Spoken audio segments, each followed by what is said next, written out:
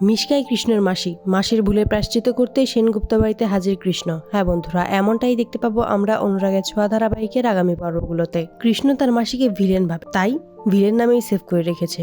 আর সেটা আর কেউ না, সেটা মিশকা, কৃষ্ণর মাসি হয়। মিশকাই কৃষ্ণকে সেনগুপ্ত বাড়িতে পাঠায়, তবে রূপার কাছে থাকতে গিয়ে দীপার ভালোবাসা পেয়ে বুঝতে পারে কৃষ্ণ সত্যিকারের ভালোবাসা কি, সত্যিকারের ভালোবাসা কাকে বলে। কৃষ্ণ তার মাসিকে ভিলেন ভাবে, তাই এসব নামে সেভ করে রেখেছে। রূপা যখন কৃষ্ণর ফোনে মিশকার নাম শুনে তখনই কৃষ্ণকে রেগে বাড়ি থেকে বের করে দিতে চায়। তবে কৃষ্ণ রূপাকে বলে সে সত্যিই তাকে ভালোবাসে, তার মাসির কথাগুলো মিথ্যে।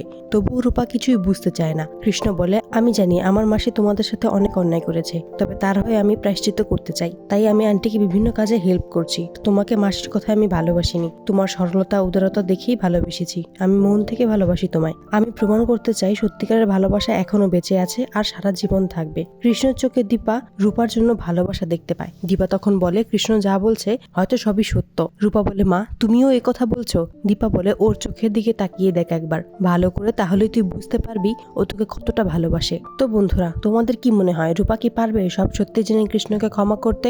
আর মিশকা ভয়ঙ্কর পরিকল্পনা নিয়ে সেনগুপ্ত পরিবারের জন্য যে আসছে, দীপা কি পারবে মিশকার মোকাবেলা করতে? কমেন্টে জানাও।